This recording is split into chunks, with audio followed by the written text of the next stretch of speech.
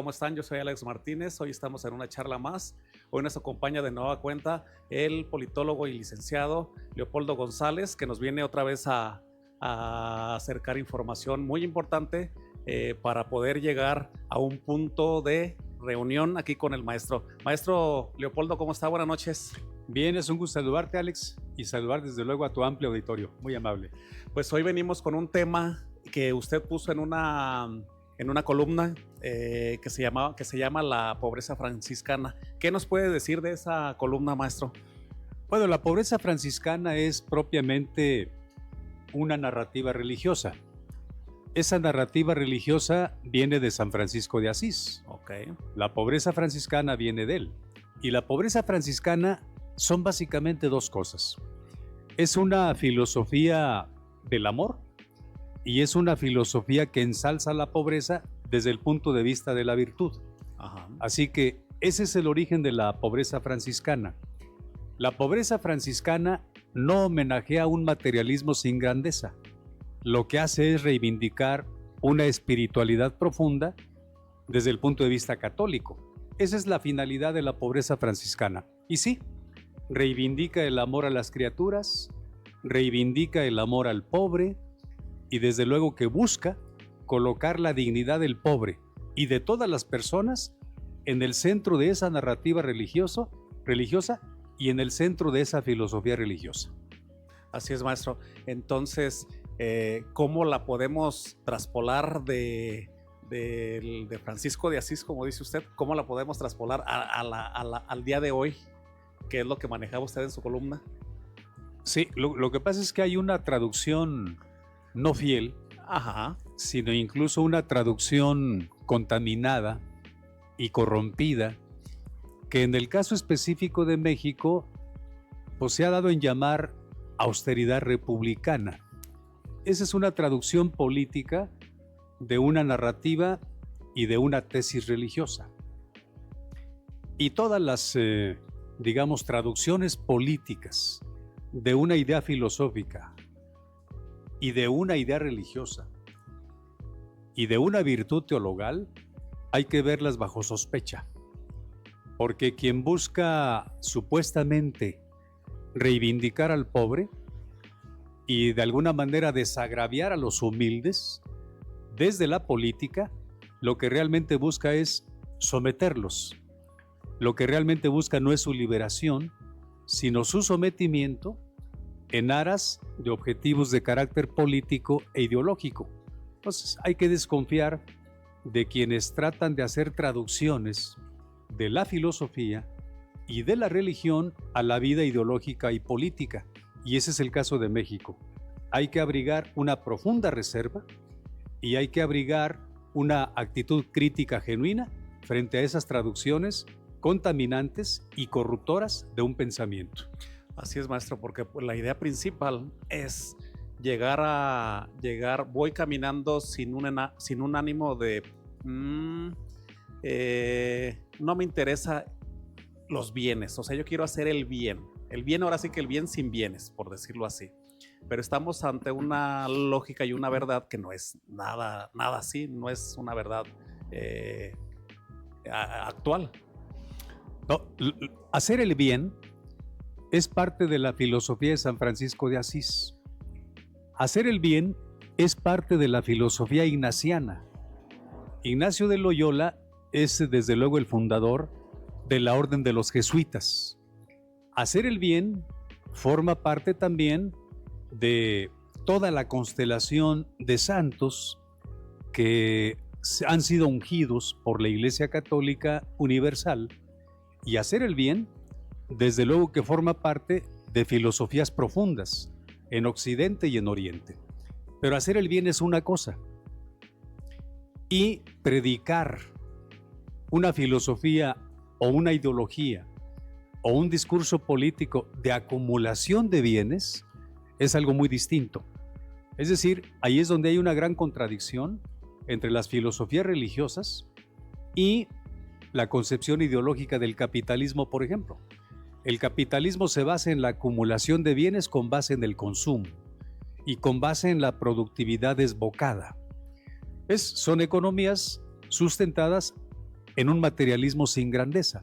Lo que me parece que debemos reivindicar en este mundo de hoy, tan necesitado de buenas actitudes y de buenas conductas, es reivindicar el bien, como bien dices tú, no reivindicar los bienes materiales.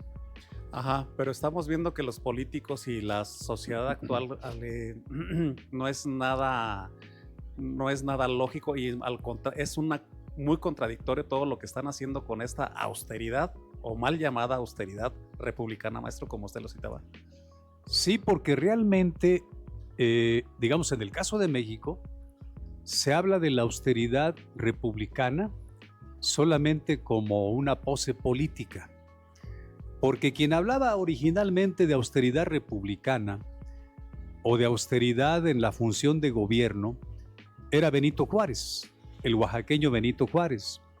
Y cuando él hablaba de austeridad, Benito Juárez realmente hablaba de austeridad en el sentido de que el país no andaba muy bien y de que el presupuesto público no alcanzaba para mucho y había que ser austeros en el gasto del gobierno y en la operación del gobierno, y había que ser austeros en todo lo que el gobierno tenía que sufragar y pagar para hacer obra pública. Entonces él hablaba de austeridad porque el gobierno estaba quebrado, no tenía recursos públicos suficientes.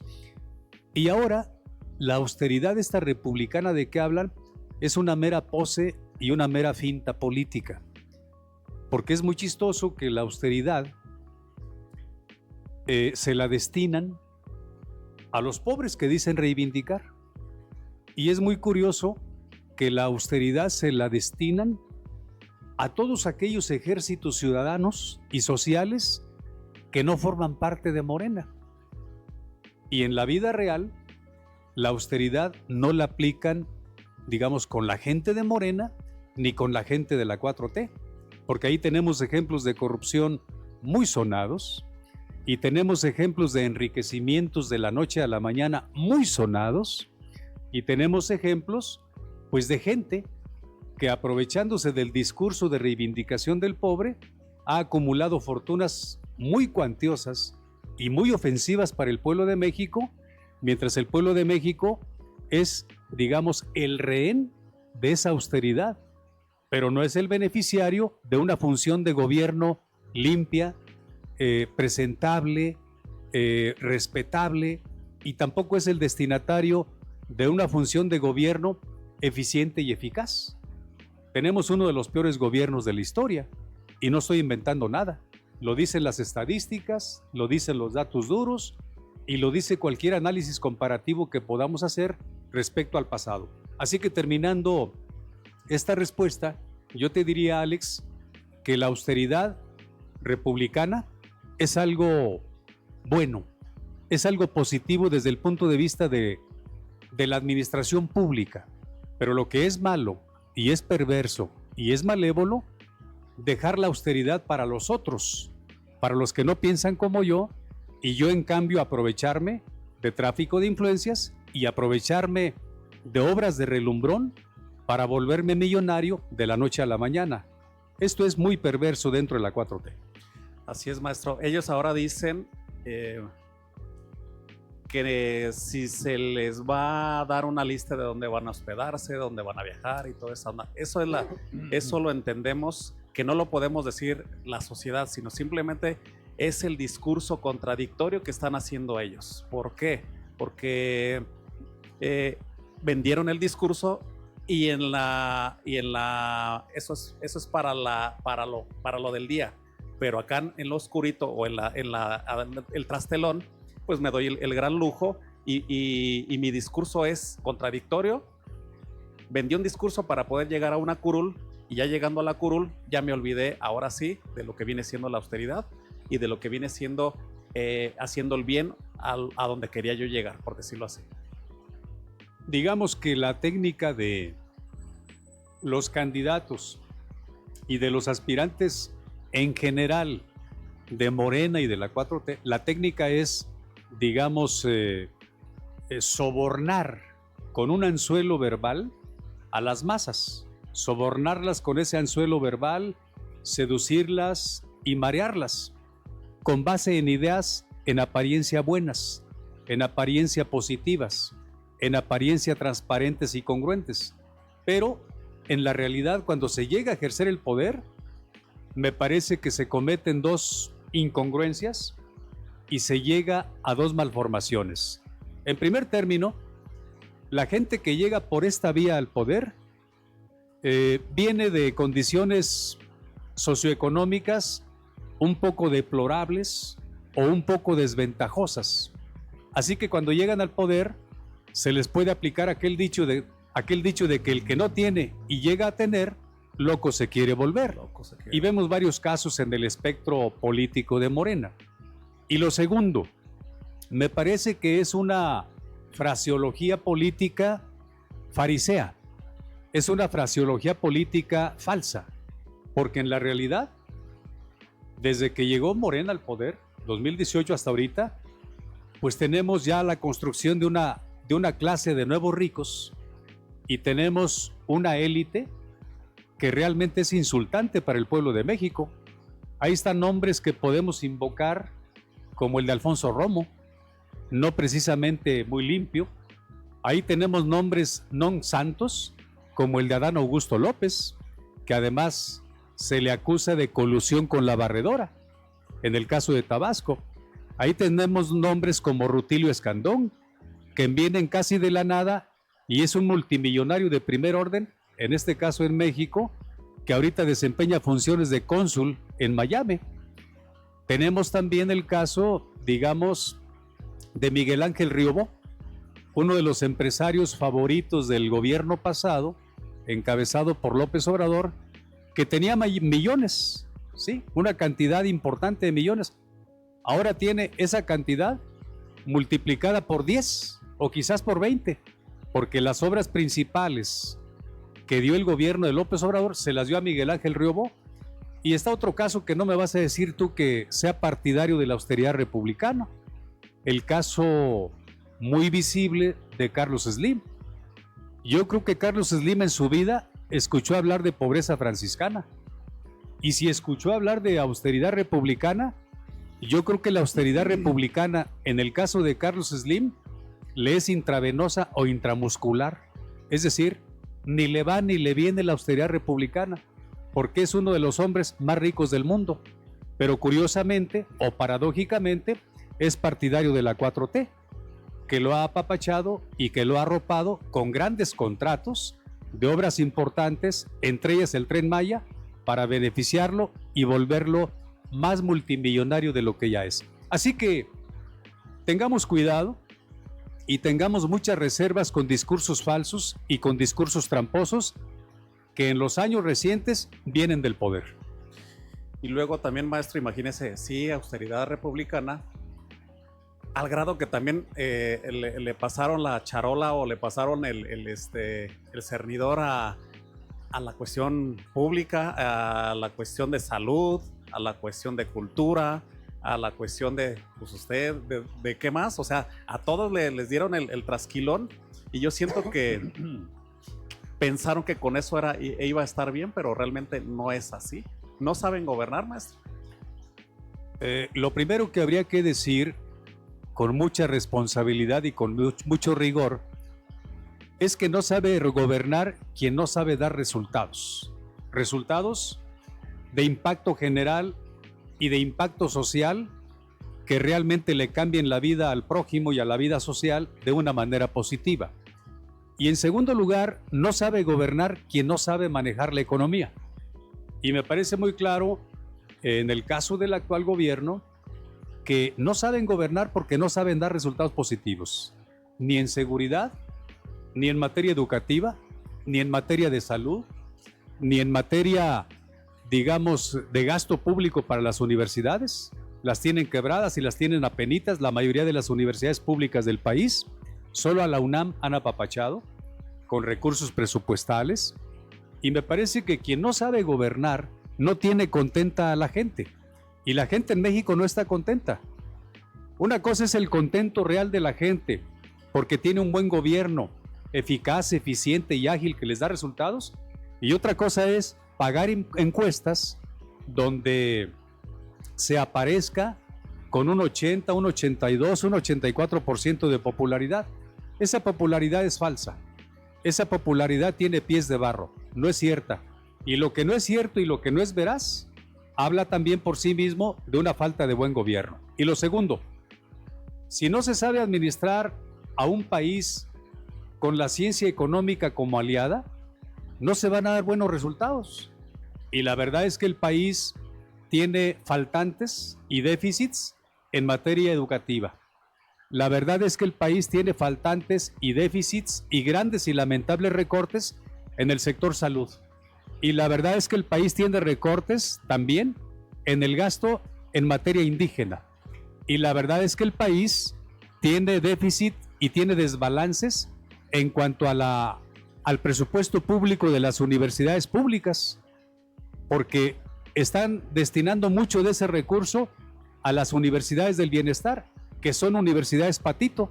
No se conoce de una sola universidad que tenga egresados de calidad y que además tenga instalaciones, infraestructura física de calidad en todo el país. No, todo es saqueo.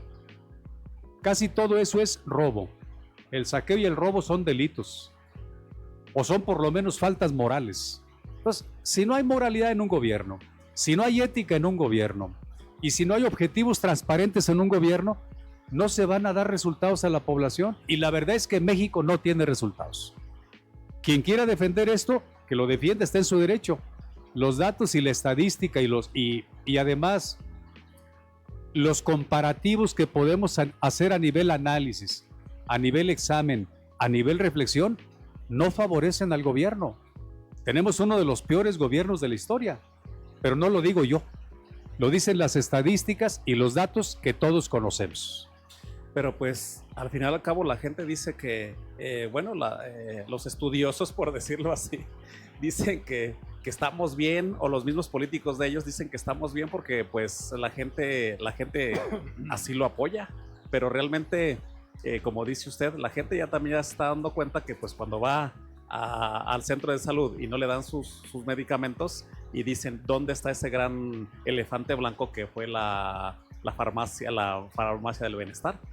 Entonces vienen así proyectos que faraónicos, como dice usted, pues que realmente, pues como no saben gobernar, no saben caminar y no dan resultados.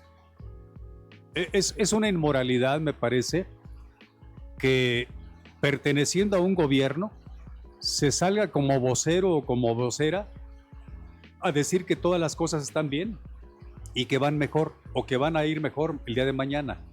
Es una irresponsabilidad porque es mentirle en despoblado al pueblo de México. Es mentira que vaya el país bien.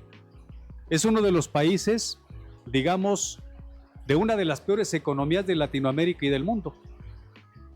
Por decir algo, para hablar de datos duros, el pronóstico de crecimiento de México, de la Secretaría de Hacienda y de la Comisión de Hacienda de la Cámara de Diputados, es que México iba a crecer arriba del 2% o alrededor del 2% en 2025. ¿Cuál es el pronóstico de crecimiento para México de la banca mundial? Pues de 1/10 o quizás de 2/10. ¿Y cuál es el pronóstico de crecimiento que acaba de ajustar hace 8 o 10 días el Fondo Monetario Internacional para México? El pronóstico de crecimiento es que México no llegará a crecer ni siquiera 2/10 en su desarrollo económico en 2025. ¿Dónde está la verdad y dónde está la razón en todo esto? La verdad y la razón está en la banca mundial y en el Fondo Monetario Internacional, que están publicando datos realistas, no datos de propaganda, no datos de marketing, ni siquiera están publicando o difundiendo un catálogo de buenas intenciones. Si las buenas intenciones que tiene el gobierno y que yo no discuto fueran crecer más del 2%, las buenas intenciones deben tener una traducción económico-financiera en la realidad. No las tienen. Por esa razón México no está creciendo. Es más, el fantasma de la recesión ronda la economía mexicana desde hace varios años. No crecemos de manera consecutiva 2 trimestres o 3 o 4, o crecemos muy poquito. Pues México es una de las peores economías de Latinoamérica en términos de 2 indicadores, en términos de crecimiento y en términos de desarrollo. Y no lo digo yo, lo vuelven a decir los datos y la estadística real. Y también las estadísticas dicen que la cuestión formal se ha disminuido, maestro, y la cuestión informal se ha ido hacia arriba.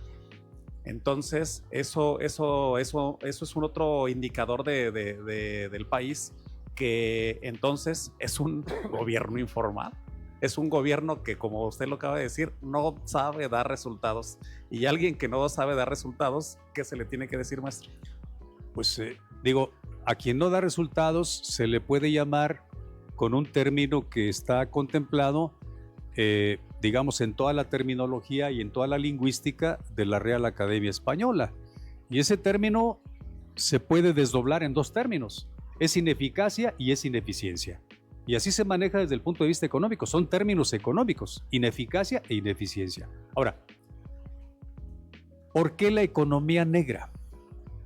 ¿Por qué la economía escondida? ¿Por qué la economía informal o subterránea? Que son los tecnicismos para definirla. Bueno, crece la economía informal, crece la informalidad económica, porque un gobierno no le brinda confianza al trabajador y al productor para que se registre ante Hacienda y para que pague sus impuestos religiosamente ante la Secretaría de Hacienda, en el entendido de que esos impuestos le serán regresados al contribuyente y le serán regresados al hombre, al ciudadano del piso social, en obras públicas, en desarrollo de infraestructura física y en desarrollo de infraestructura, valga la redundancia, para el desarrollo, que capitalice a esa sociedad y que eleve sus estándares de vida. Entonces, la gente no se registra o la gente no quiere pagar impuestos, y el camino más corto es engrosar la informalidad económica, ir a la economía escondida o economía negra, como se llama en el argot de los economistas. Entonces, me parece que si está creciendo la informalidad en el país, además tiene 5 años creciendo la informalidad, es porque no se tiene confianza en el gobierno, es porque se piensa que el gobierno va a tomar nuestros impuestos para desviarlos o para mal programarlos en obras que no se ocupan, que son las obras de relumbrón o las obras faraónicas que le fascina hacer a la 4T. Son obras inútiles, lo dicen los economistas, lo dicen las finanzas públicas y privadas, no lo digo yo. El Tren Maya es una obra no autofinanciable. Dos Bocas no refina un solo barril de petróleo, por el amor de Dios. Eso no funciona. Son caprichos del expresidente solamente para erigir oratorios de culto a su personalidad. Y las otras obras que él determinó como buenas, las determinó como buenas sin saber de economía, sin escuchar a los economistas, sin saber de planeación presupuestal. Entonces, esto es una ofensa a la inteligencia del país. Hacer obras que no se ocupan, hacer obras no factibles desde el punto de vista técnico y no rentables desde el punto de vista económico. Entonces, termino con esto. Hacer obras por capricho o porque es una humorada del día o porque es una ocurrencia es la peor manera de gobernar. Y esa peor manera de gobernar la vivió México 6 años con el expresidente que está escondiéndose en Palenque y que de Palenque seguramente se va a Panamá, donde guardó dinero, o a Venezuela o a Cuba. Esto no es justo para México. Yo creo que, Alex, el país está despertando a partir de ver su realidad de cada día y a partir de renacer su espíritu crítico, medio adormecido en el pasado, medio sonámbulo en el pasado. El país está despertando a la realidad, y la realidad es que lo que le vendieron fueron espejitos, no le vendieron eficacia, no le vendieron eficiencia en el arte de gobernar. Si le hubieran vendido eficacia y eficiencia, a México no le vería el polvo ningún país de Latinoamérica, así como no se lo veían en los 60s y en los 70s, cuando había otro partido en el poder. Hoy no tenemos eficacia ni eficiencia, tenemos pura palabrería hueca, pura demagogia. Eso no le conviene al país, perdón, pero tenemos que decirlo y tenemos que ver la realidad de frente y denunciar las cosas que no están bien. Así es, maestro, porque realmente al político se le exige, se le señala, se pues sí, se le exige para poder, porque al fin y al cabo ellos se quieren poner ahí, se postulan para eso, y se supone que para eso tienen que dar resultados. Otra vez fíjese la palabra resultados. Entonces, sí, oratoria, la oratoria en su esencia dice, oratoria es aquella persona del buen hablar.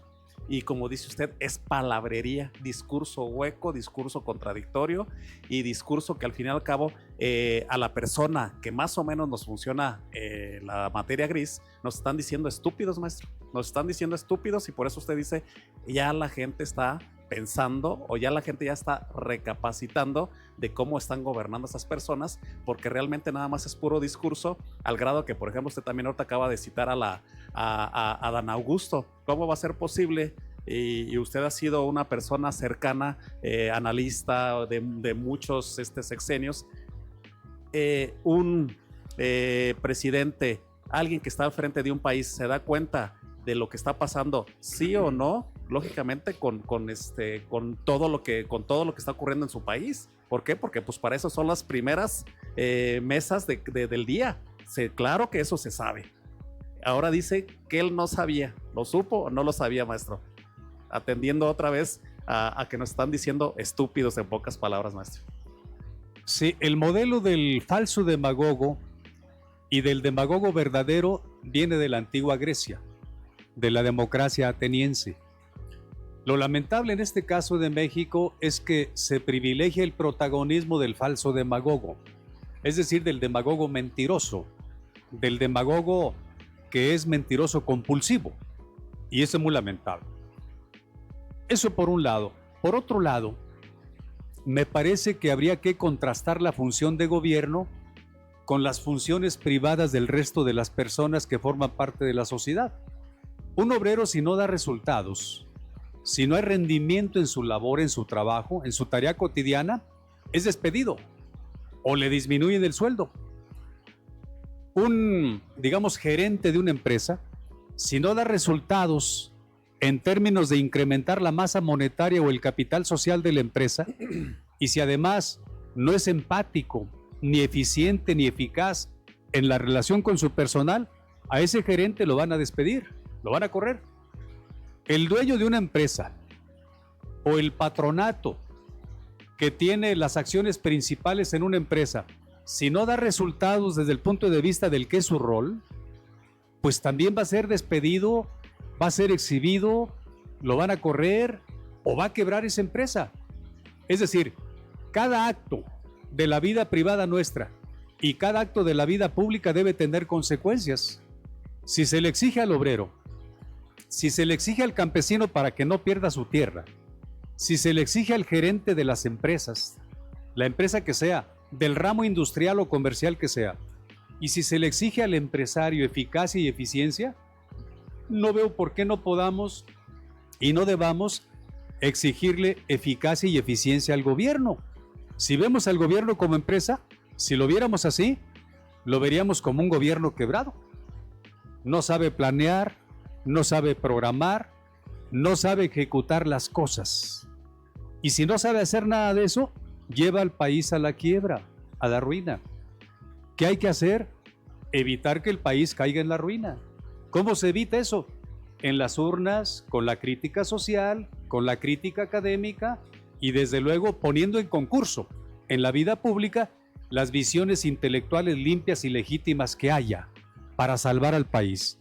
Porque de otro modo, si vamos a la ruina y no lo impedimos como ciudadanos, no lo impedimos como trabajadores, no lo impedimos como opinadores profesionales, entonces también seremos cómplices de la ruina a la que se lleva el país.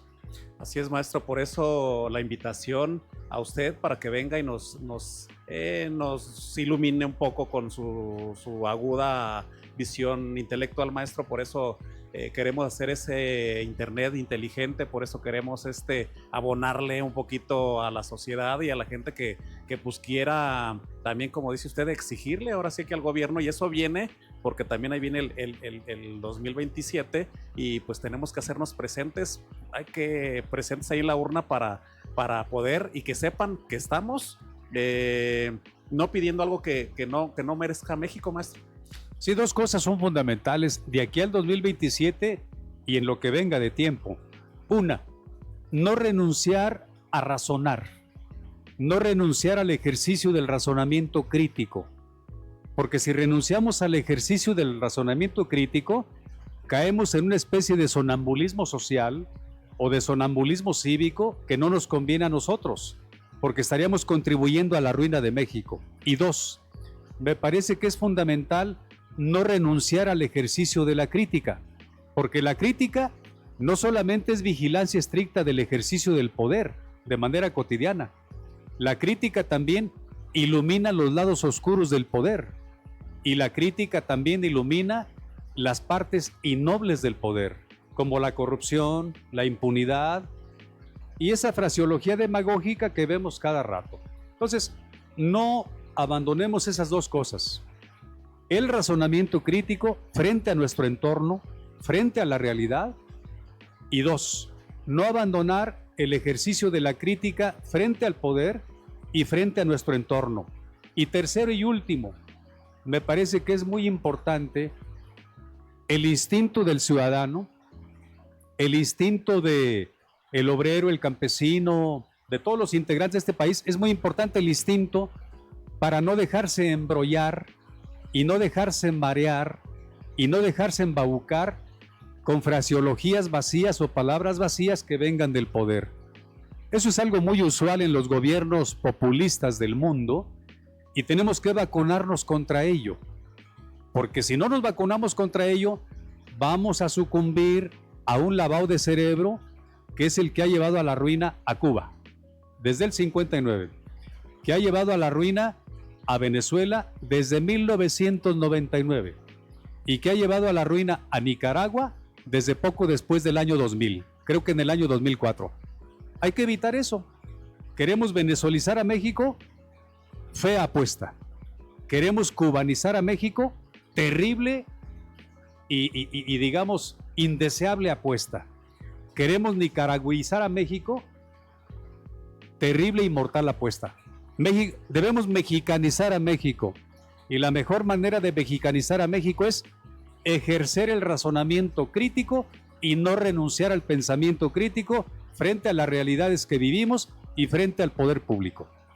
Así es, maestro, pues pudiéramos aquí seguirle, pero vamos a invitar a nuestra gente que nos ve a través del lente a que se suscriba a sus boletines, que usted cada semana los está subiendo a través de internet, a través de las redes, a través de varias plataformas. Entonces los invitamos. Ya escucharon al maestro que tiene buena pluma, buen sentido agudo. Entonces invítenos, maestro, ¿cómo viene su boletín? Sí, no, con todo gusto. Estamos produciendo cada semana 2 boletines, a media semana y el fin de semana, el domingo, y estamos produciendo 2 o hasta 3 podcasts, audios, para el auditorio que nos haga favor de seguirnos. Así que tenemos voz en los audios con distintos temas a lo largo de la semana y tenemos boletines, 2 boletines a la semana. Esto pudiera de alguna manera contribuir al análisis crítico de la realidad cotidiana del país, de la realidad cotidiana de los distintos estados del país. Ojalá la gente nos haga favor de suscribirnos. Estamos ahí con nuestro nombre en Substack. Estamos con nuestro nombre, Leopoldo González Quintana. Y si nos hacen favor de suscribirse, van a contribuir a mantener esta ventana crítica y esta ventana de razonamiento que no actúa y que no hace las cosas sino en función de la gente. Así es, maestro. También lo podemos encontrar como Letra Franca. Soy director de Letra Franca, soy fundador de la revista Letra Franca desde hace 12 años, 13 años ya, y ojalá también nos puedan seguir en los artículos que ahí publicamos. Se escribe de filosofía, se escribe de ciencia política, se escribe de derecho, se escribe de poesía y de literatura en general. Ojalá nos visiten en Letra Franca y no nos abandonen en el seguimiento necesario al que los invitamos respecto de estos podcasts que estamos publicando y respecto de estos boletines que estamos publicando. Así es, pues ya lo saben, cualquier comentario, cualquier sugerencia, estamos abiertos, no nos enojamos, maestros, al contrario, los agarramos con muy buena, ahora sí que con muy buena filosofía. Así es, así es, así es. Y entonces, pues, gracias, maestro. No, gracias a ti y gracias al auditorio. Tenemos aire sereno para pensar Espero que no nos abandone y tenemos aire sereno para hablar. Espero que no nos abandone y tenemos aire sereno para escribir.